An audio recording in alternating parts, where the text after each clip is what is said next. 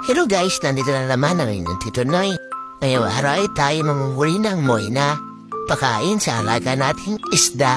Kasama ko pala dito ang aking pinsan na si DX Escape. Malapit kasi sa kanila ang lugar na ito at marami rin siyang pinaparain na isda. Ang moyna pala isang uri ng live foods kung saan ito ay mataas sa protina na siyang tumutulong sa pagpapalaki ng ating alagang isda.